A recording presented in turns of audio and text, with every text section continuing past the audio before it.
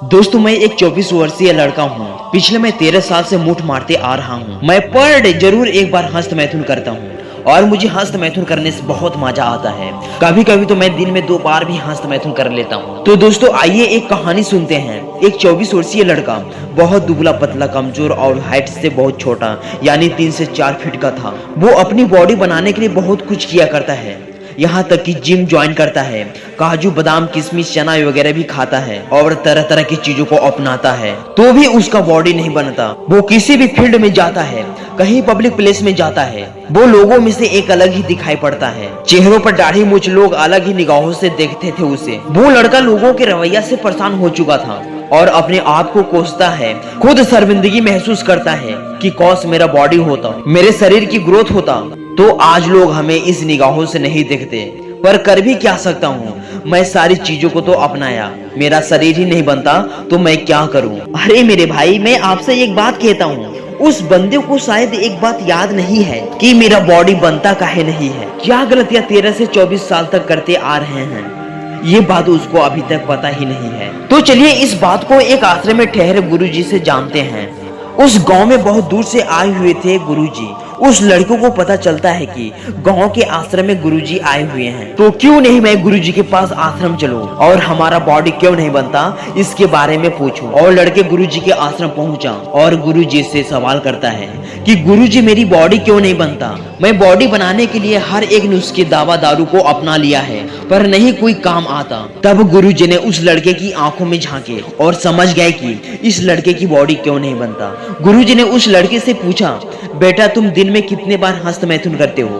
तब लड़के ने बोलता है कि ये कैसी बातें बोल रहे हैं गुरुजी, मैं कोई मुट्ठल नहीं मारता। गुरुजी ने बोले, मुझे पता है कि कितना तुम सच बोल रहे हो। बेटा मैं मानता हूँ कि मुठ मारना गलत नहीं है, दिन में 2 से 3 बार करना ये गलत है।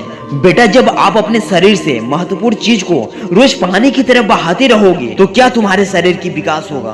वीर्य शरीर में महत्वपूर्ण भूमिका निभाती है। शरीर में ग्रोथ बनाने के लिए वीर्य को बनाए रखना बहुत जरूरी है। तब लड़का बोलता है, गुरुजी खुद पर कंट्रोल नहीं कर पाते, रोज हस्त मैथुन करना आदत बन गया है।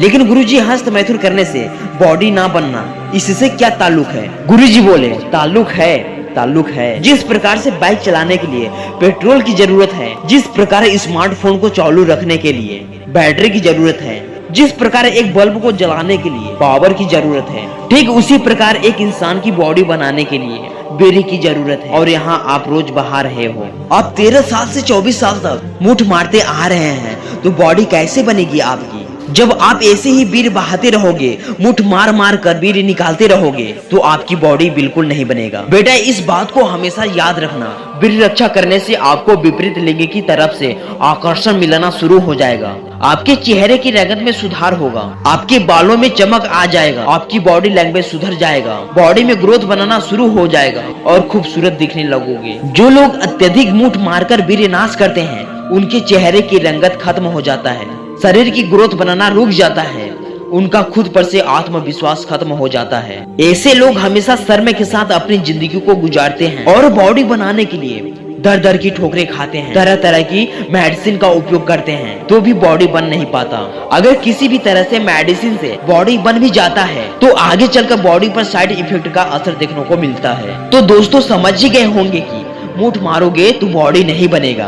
आप बॉडी बनाने के लिए चाहे कोई भी नुस्खे अपना ले, जब तक आप वीर्य बहाते रहोगे, मुठ मारते रहोगे, तब तक आपकी बॉडी नहीं बनने वाली। मुठ मारने से मजा आता है तो मारते रहो और अपनी बॉडी को कंकाल की तरह लेके घूमते फिरते रहो। तो क्या आप भी आज से अभी से मुठ मारना बंद करते हैं? कमेंट करके जरूर बताएं। तो चलिए फिर मिलते हैं नेक्स्ट वीडियो में। जय हिंद, जय ब्रह्मचर्य।